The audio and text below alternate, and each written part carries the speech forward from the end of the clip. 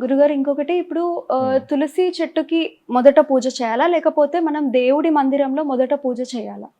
మంచి ప్రశ్న వేశారమ్మా. కాకపోతే ఇక్కడ ఏంటంటే శాస్త్రంలో నిర్ణయ సింధు ధర్మ సింధు అనే పుస్తకాల్లో ఖచ్చితంగా ఇక్కడే చేయాలి, తులసి దగ్గరే ఫస్ట్ చేయాలి, లేకపోతే ఇంట్లోనే చేయాలని కాదు. అక్కడ మొట్టమొదటి పూజ అందుకోవాల్సినటువంటి భగవత్ స్వరూపం ఎవరు అని చెప్పారు.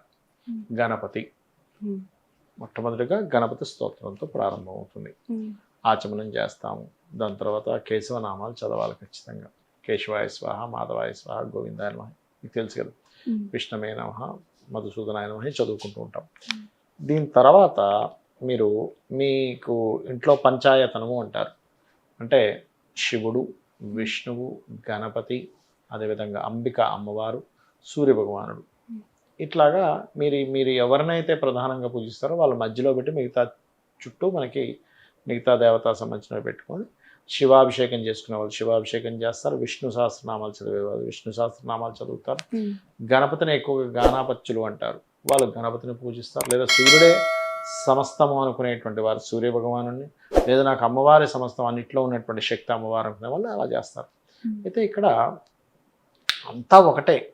అంటే ఎలా అంటే పరమేశ్వరుడే ఇన్ని రూపాల్లో ఉన్నాడు. ఇప్పుడు ఈ ఆఫీస్ ఉందమ్మా, చిన్న ఎగ్జాంపుల్ చెప్పాలంటే ఈ ఆఫీస్లో ఒక మెయిన్ పర్సన్ ఎవరో దీన్ని చేసిన వాళ్ళు ఒకరు ఉంటారు కదా. ఈ ఎస్టాబ్లిష్మెంట్ ఎవరైతే ప్రారంభించారు ఈ ఆఫీస్ని, ఆఫీస్లో ప్రారంభించిన అతను ఏం చేస్తాడు, తర్వాత కేటగిరీ, దాని తర్వాత కొంతమంది ఉంటారు కదా దీన్ని చూసుకునే వాళ్ళు.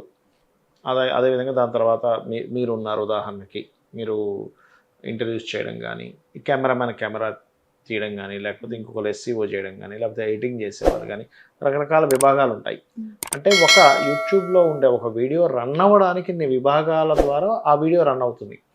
ఈ విశ్వం అనేటువంటిది రన్ అవ్వడానికి ఆ పరమేశ్వరుడు ఇన్ని రూపాల్లో భగవత్ శక్తిని తయారు చేశాడు. అంటే ఈ ఆటంకములు అన్ని తొలగడానికి గణపతి, శక్తికేమో అమ్మవారు, విశ్వం మొత్తం నడవడానికి విష్ణువు, లయం అవ్వడానికి రుద్రుణ్ణి, సృష్టికి బ్రహ్మని, ఈ విశ్వం నడవడానికి ఒక లైట్ లాగా సూర్యభగవాను అన్నింటినీ పెట్టాడు. ఏది లేకపోయినా నడవదు. ఇప్పుడు కెమెరామెన్ లేడనుకోండి, మా షూటింగ్లో కెమెరా లేదు, ఏం షూట్ చేస్తాం మనం?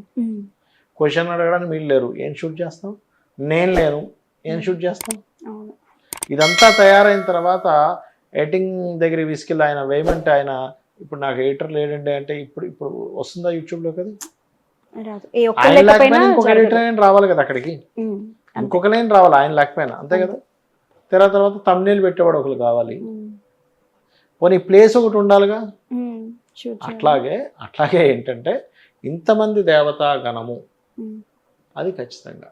మరి రాక్షసులను ఎందుకు సృష్టించారండి? అపోజిషన్ అంటే కాంపిటీషన్ అనేది లేకపోతే మీకు ఆ ఫీల్ రాదు, ఎట్లాగైనా గెలవాలి అని కదా. అందుకని భగవంతుడు ఏంటంటే ఈ సుర అంటే అసురుల్ని సృష్టించాడు. మన బాడీలోనే ఉంటుందమ్మా, మన బాడీలో చూడండి, బ్యాడ్ బ్యాక్టీరియా ఉంటుంది, గుడ్ బ్యాక్టీరియా ఉంటుంది కదా. అలా ఉంటేనే అది ఫైట్ చేసి బలంగా తయారవుతుంది మన బాడీ. అలా ఏంటంటే మీరు మొత్తం కాన్సెప్ట్ అర్థం చేసుకోవాల్సింది ఏమిటంటే, ఇంట్లో చేయాలా, తులసి మొక్క దగ్గర చేయాలా అంటే తులసి మొక్కలో సకల దేవతలు సకల తీర్థాలు ఉంటాయని చెప్తుంది శాస్త్రము.